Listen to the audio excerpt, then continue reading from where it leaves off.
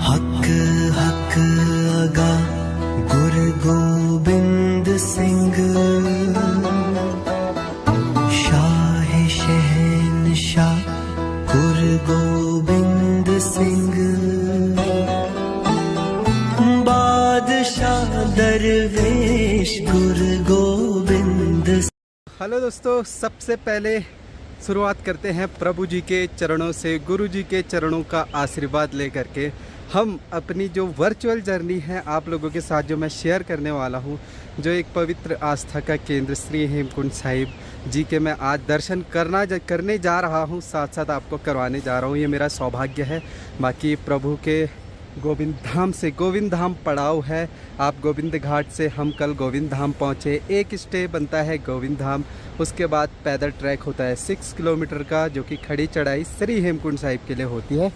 तो ये गोविंद धाम है, गुरुद्वारा साहिब आपको सेंटर पे दिख रहा होगा। देखिए जो ग्रीन ग्रीन टीने हैं, ये देखिए। तो वहाँ से मैंने थोड़ी सी स्टार्ट कर दी पैदल यात्रा। अब मेरे को जाना है ऊपर। जो इस बार फूलों की घाटी के जो कपाट खुलेंगे वो खुलेंगे 1 जून से, जो कि हर साल लगभग यही डेट होती है। तो बहुत सारे क्वेश्चन आ रहे थे कि फूलों की घाटी अभी जा नहीं सकते क्या? बिल्कुल नहीं जा सकते हैं। फॉरेस्ट के अंडर होता है, नेशनल पार्क है, तो वहाँ जाना जो है ओपनिंग के बाद ही पॉसिबल हो पाता है। बाकी जो मौसम है वो हो रखा है बड़ा प्यारा सुहावना सब मौसम हो रखा है। लेट निकलने का इसीलिए रीज़न था क्योंकि जंगल के बीच होता है ठंडा, और आजकल भीड़ भाड़ है नहीं। मैं जाने वाला हूँ अकेले, तो इसलिए रास्ते में क्या होता है, थोड़ा जानवरों का डर रहता है। अभी यात्रा स्टार्ट भी नहीं हुई, तो मैंने सोचा थोड़ा आराम से जाएंगे धूप आने के बाद।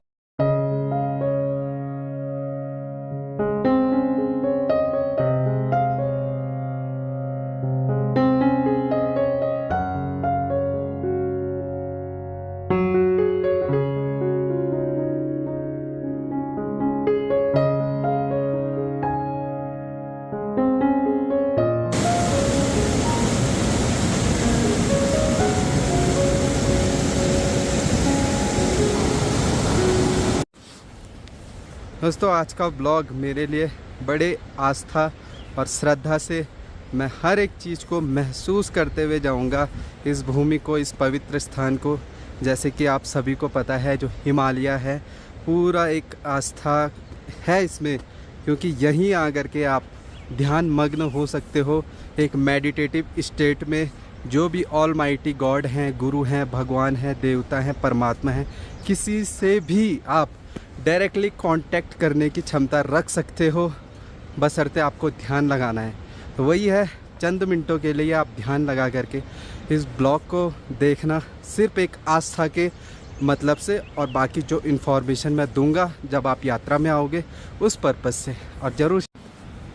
तो दोस्तों, ये एक ऐसा पॉइंट है, गोविंद धाम से आधा किलोमीटर की चढ़ाई के बाद ये रास्ता जाता है। फूलों की घाटी का द्वार है, 1 जून के बाद खुलेगा। बाकी ये जो द्वार है श्री हेमकुंड साहिब, श्री लोकपाल लक्ष्मण मंदिर, गुरु गोविंद सिंह महाराज की तपोस्थली, साथ साथ लक्ष्मण भगवान जी की भी तपोस्थली। तो हर एक चीज़, पेड़ पत्ते, हवा, झरना, हर एक चीज़ आपको महसूस करनी है, जो मैं अभी फील कर रहा हूँ इस पूरे घाटी के नज़ारों को। और यहाँ की जो वाइब्रेशन है, उस जो तरंगे हैं, उसको महसूस करना।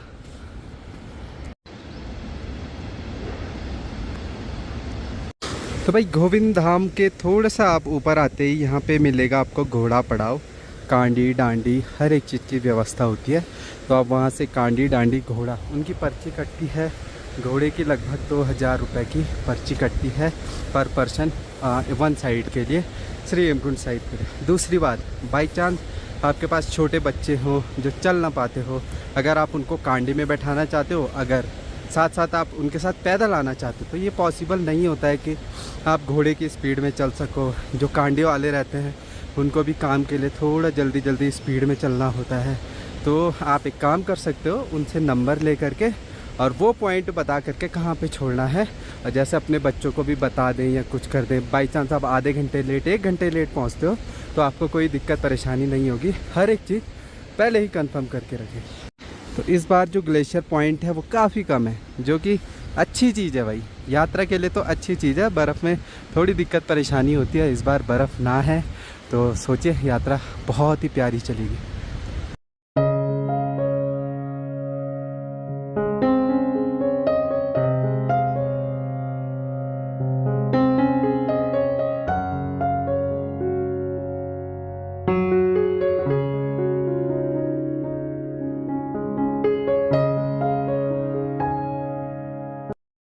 तो देखिए भाई कितनी ऊपर चढ़ाई कर दी है। गोविंद धाम दिख रहा है, नीचे दिख रहा है घोड़ा पड़ाव, और यहाँ से दिखना स्टार्ट हो चुके हैं सचखंड श्री हेमकुंड साहिब। देखो इस बार आपको कम बर्फ़ दिख रही होगी लास्ट ईयर के मुकाबले। ये देखो निशान साहब जी भी क्लियर दिख रहे हैं। सीढ़ी का रास्ता दिख रहा है और लंबा लंबा रास्ता वो भी दिख रहा है। काम चल रहा है लेकिन वहाँ पे आर्मी वाले अभी कर रहे हैं सफाई।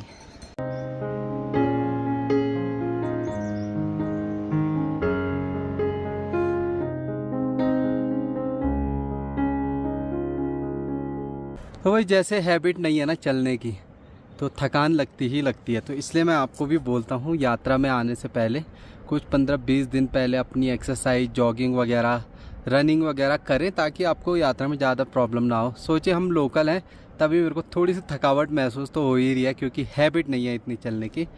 तो वो तो अच्छा हो केदारनाथ धाम में गया तो उसके बाद ठीक लग रहा है, मतलब चल पा रहा हूँ। बाकी बीच बीच में रेस्ट भी ले रहा हूँ मैं। मौसम देखने में जो मज़ा आ रहा है अभी, खूबसूरती पहाड़ियों की देखें, ऐसा लगता है कि आप बिल्कुल पहाड़ियों के ऊपर हो। भाई जो लास्ट ईयर बर्फ़ हुआ करती थी ना, वो पूरे यहीं से पूरे नीचे रास्ते से साइड में बर्फ़ हुआ करती थी। इस बार देखो ना के बराबर बर्फ़ है, थोड़ा सा ग्लेशियर पॉइंट पे थोड़ा उधर रास्ते में, बस इतना ही है। तो मतलब इस बार इजी आपके लिए रहेगा लास्ट ईयर के मुताबिक। तो भाई देखिए यात्रा से पहले कितनी तैयारियां होती है, इतने ऊपर तक दुकानें खोलना, हर एक चीज़। थोड़ी बर्फ़ दुकान के अंदर है वो साफ़ करना। यहाँ पे कमलू भाई लगे हुए दुकान बनाने पे, और आज से वो यहीं पे रहेंगे। देखो यहाँ दुकानें, इधर दुकानें। बार आप देख रहे हो ग्लेशियर पॉइंट में तो मैं पहुँच गया, लेकिन इतनी ग्लेशियर बिल्कुल नज़र नहीं आ रही जो पिछले साल तक ना पूरे रास्ते भर नीचे तक था बर्फ़। भाई इस बार थोड़ा सा है, इतने से लेकर इतना तक, पहले ऊपर तक बर्फ़ ही थी। तो इजी हो जाएगा इस बार संगतों के लिए यात्रा करना, बहुत इजी रहेगा। लास्ट ईयर से तो भाई हज़ारों गुना अच्छा रहेगा, क्योंकि अच्छा है। और ध्यान रखें अभी मैं इसलिए रुका हूँ यहाँ पे ताकि मैं बैग से अपने गॉगल्स निकाल सकूँ, क्योंकि आंखें दर्द होती है, धूप भी पड़ रही है, आंखों में जो धूप और बर्फ़ चमकती है ना, उससे आंखें दर्द होती है। तो इसलिए मैं हमेशा बोलता हूँ कि भाई गॉगल्स ज़रूर रखें, चाहे आपको हैबिट हो ना हो गॉगल्स पहनने की, पर यहाँ पे आपको पहनना पड़ेगा जब तक श्री हेमकुंड साहिब में बर्फ़ टिकी रहेगी तब तक। तो हो सकता ये देखो भाई आर्मी वालों ने ना 1 महीने से काम पे जुटे हुए हैं बर्फ़ की कटिंग करने के लिए। तो ऐसे सीढ़ीदार रास्ते बनाए रहते हैं, तो इसमें चलना होता है धीरे से। और ध्यान रख भाई लास्ट ईयर तो चलना मुश्किल हो जा रहा था बर्फ़ में, बट इस बार ऐसा नहीं है। इस बार थोड़ा सा है 100 मीटर्स तक बर्फ़, उसके बाद उधर तो ज़्यादा प्रॉब्लम नहीं रहती। ये भी ध्यान रखना है ग्लेशियर पॉइंट पे ज़्यादा आपको रुकना नहीं है, वेट नहीं करना भाई, फ़ोटो नहीं खिंचानी, या बर्फ़ के साथ खेलने नहीं लग जाना, क्योंकि आप तो आ रखे हो धार्मिक स्थान पे, दर्शन करने आ रखे हो ना। पहले दर्शन करिए जिस चीज़ के लिए आए हैं। और भाई यात्रा से पहले मुझे ज़रूर आना पड़ता है, क्योंकि लक्ष्मण मंदिर भी है, वहाँ के भी काम देखना है बोलो, बर्फ़ हटाने का, कितनी बर्फ़ है। एक बार रेकी करने के लिए, रेकी के पर्पस से भी मैं जा रहा हूँ, तो मैं ब्लॉग भी बना पा रहा हूँ। उसके लिए मुझे खुद के गांव से, मंदिर समिति से और प्रधान जी से परमिशन लेनी ही पड़ती है। लोकल हूँ चाहे कुछ, परमिशन लेनी पड़ती है। तो इसलिए भाई ध्यान रखें, आप पहले ही ना आ जाए, क्योंकि दिक्कत हो सकती है।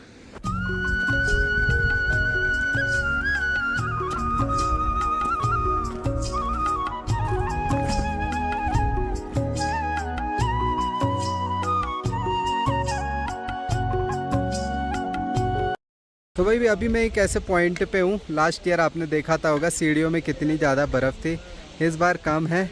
और यहाँ से 2 पॉइंट होता है श्री हेमकुंड साहिब के लिए, एक तो सीढ़ियों वाला रास्ता जो कि क्लीन हो गया इस बार, और एक जो है ये नॉर्मल रास्ता है जो कि वहाँ पे अभी काम कर रहे हैं आर्मी वाले, आप देख सकते हैं। ये देखिए सब लोग रास्ता बना रहे हैं। पहले सीढ़ियों बनाने वाला इम्पोर्टेंट इसलिए था क्योंकि देखो दरबार साहब में जितने भी जो लंगर का सामान आता है, राशन पानी आता है, वो यहाँ से फास्ट पहुँच सकता है क्योंकि सिर्फ कांडी में ही आ सकते, घोड़े में तो आ नहीं सकते, अभी बर्फ़ है। तो इसलिए कांडी के लिए सबसे पहले ये रास्ता बना दिया है, जो कि बहुत अच्छा है। इस बार बर्फ़ है ही नहीं, रेलिंग पूरी दिख रही है, पिछली बार रेलिंग नहीं थी, दिख रही थी। तो ये भी रास्ता अच्छा हो गया, ये भी।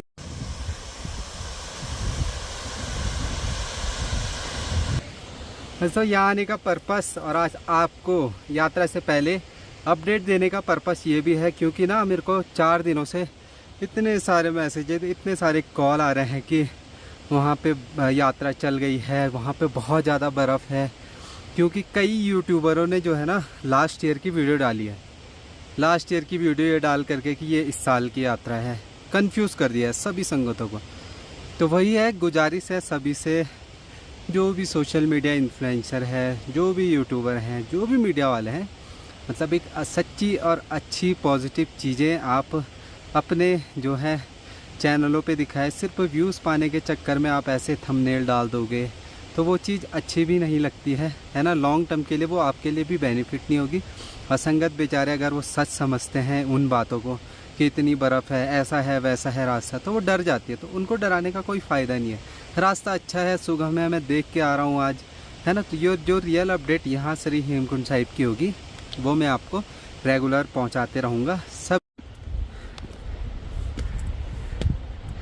जितना हम एक एक कदम चल रहे हैं ना, क्योंकि आप लोग भी मेरे साथ वर्चुअल यात्रा में हो, मुझे पता है आपसे रुका नहीं जा रहा होगा, लेकिन अभी ना सांस ज़्यादा फूल रही है। आप सब लोगों की दुआएं हैं, सारे संगतों का प्यार है, और इससे बड़ी क्या बात हो सकती है कि मैं भगवान के घर पे ही, उनके चरणों में ही बार बार आने का सौभाग्य मुझे मिलता है। इस बाकी आर्मी वाले लगातार लगे हैं, कम काम है इस बार वैसे देखो, बट तब भी वो 1 महीने से देखो सिर्फ संगतों के लिए रास्ता बनाने का काम कर रहे थे, जो कि उनका एक सेवा का बहुत बड़ा हिस्सा है। परमात्मा भगवान इनको ऐसे ही आशीर्वाद रखे और ऊंचाइयों तक सक्सेसफुल बनाए। तो भाई ऐसे लगता है बर्फ़ की गलियों में हम जा रहे हैं, रास्ता बिल्कुल ओके है, कोई दिक्कत नहीं है। बट जो इधर उधर से ना जो बर्फ़ की दीवार है उनसे हवाएं चल रही है काफ़ी तेज़, ठंडा लग रहा है अभी चलते हुए तो नहीं, बट जैसे ऊपर पहुंचूंगा जैकेट ज़रूर पहनना पड़ेगा। तो ये चीज़ ध्यान रखें, शर्ट में ना आए तो भी जहाँ पे रेस्ट कर रहे हो वहाँ पे कपड़े पे होने आपके ज़रूरी हैं, टोपी। तो जी पहुँच गए हैं श्री हेमकुंड साहिब गुरुद्वारा साहिब में, इस खूबसूरत मौसम में। ओहो प्रभु धन्यवाद। तो दोस्तों ब्लॉगिंग की शुरुआत, पहले दर्शन किए बाबा जी के, फिर मंदिर पे दर्शन किए, अब जा कर के ब्लॉग स्टार्ट कर रहा हूँ। जो एक होता है ना, एक भगवान के साथ एक इच्छा होती है कि उस पल को, मोमेंट को जिए। तो मैं वहाँ से आया, थोड़ी देर दरबार साहब के सामने, थोड़े मंदिर के सामने, हाँ जा कर के आपसे बात कर पा रहा हूँ। सब दिन ही निकल रहे हैं, थोड़ा इमोशन भी होता है अंदर, इमोशनल हो जाता है इंसान, क्योंकि इतनी चढ़ाई के बाद दर्शन भगवान के करना। तो ये कुछ है दरबार साहिब, श्री हेमकुंड साहिब का नज़ारा, दृश्य, और बाबा जी का दरबार, लक्ष्मण भगवान जी का मंदिर और पवित्र अमृत सरोवर।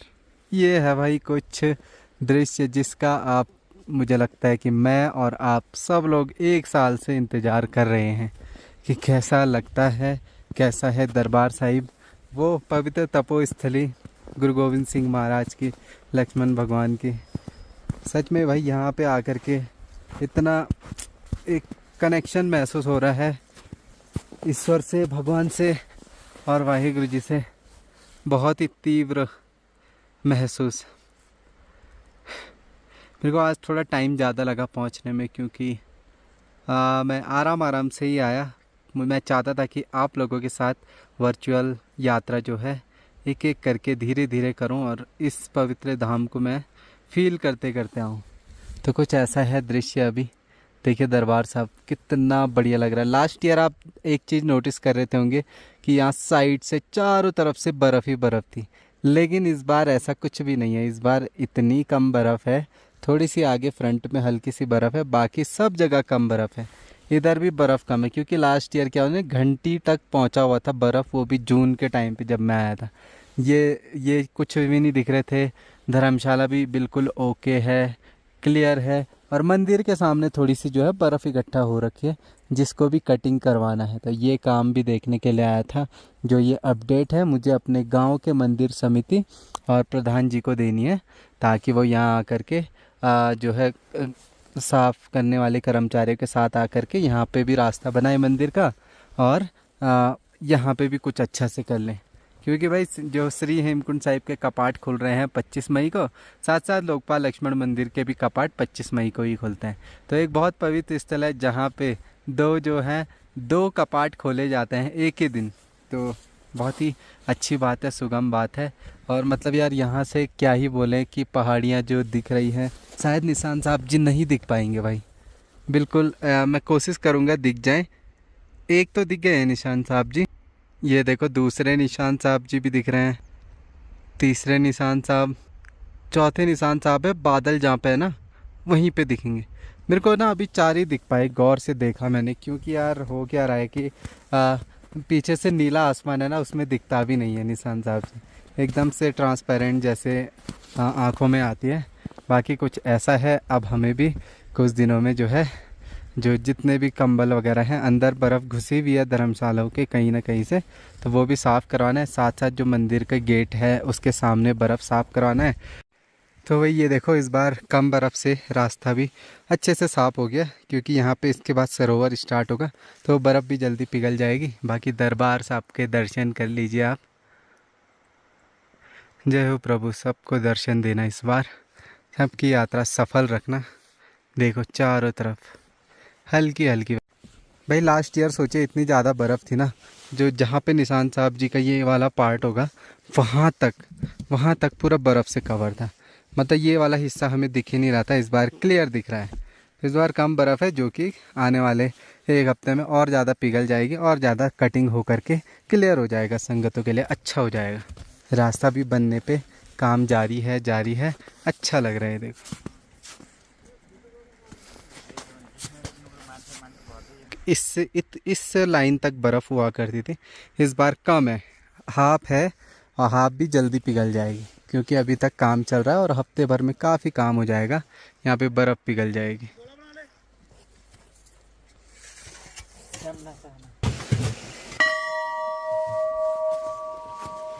और भाई एक इम्पॉर्टेंट चीज़ आप सबको बतानी है। देखो आपको पता है कि जो केदारनाथ धाम में हो रहा है, इतना क्राउड हो रहा है, इतने श्रद्धालुओं की भीड़ हो रही है, तो आपको पता है वहाँ पे जो मोबाइल, आप समझ सकते हैं मोबाइल बैन है 50 मीटर्स के आसपास। पहले तो 200 मीटर्स था, अब 50 मीटर्स हो गया था। तो वैसे ही सेम टू सेम यहाँ पर भी है, क्योंकि डीएम साहब गए थे तो उन्होंने ये जानकारी दी है। यहाँ पे भी होगा, क्योंकि यहाँ पे भी स्पेस छोटी है। अगर सब मोबाइल से ही वीडियो बनाते रहेंगे तो दर्शन होना असंभव हो जाएगा। ठीक से जो भी होगा अपडेट आपको देंगे, इसलिए जो है दूरी से ही वीडियो की पॉसिबिलिटी हो पाएगी, वीडियो बनाना या कुछ भी चीज़। क्योंकि यार सबसे पहले क्या है ना, हमें तो दर्शन करने के लिए आना है बाबा जी का। बाकी बस मुझे आज के लिए इतना ही था कि दर्शन कर पाऊँ बाबा जी के और आपको इम्पोर्टेंट अपडेट्स दे सकूं, ताकि आप देख पाओ कि यात्रा का कितना काम हो गया, जो कि काफ़ी सारा काम हो चुका है। लास्ट ईयर तो मौसम ख़राब होने की वजह से बीच बीच में जो है बर्फ़बारी हो रही थी, इस वजह से थोड़ी सी परेशानी थी। बाकी देखिए भाई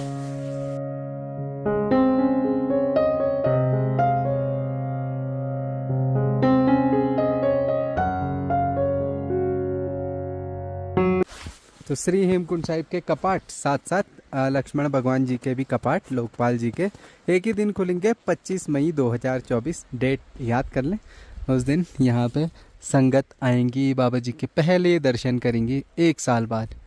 तो कुछ ऐसा माहौल है। बाकी यार टाइम ज़्यादा हो गया और थोड़ा चलने में आज मेरे को दिक्कत हुई बैक पेन के, तो इसलिए मैं काफ़ी धीरे आया था। तो यही थी। और बाकी अभी तो मेरे को निकलना भी है, गोविंद धाम निकलना है। बाकी वहाँ से भी अपडेट्स आपको देते रहेंगे।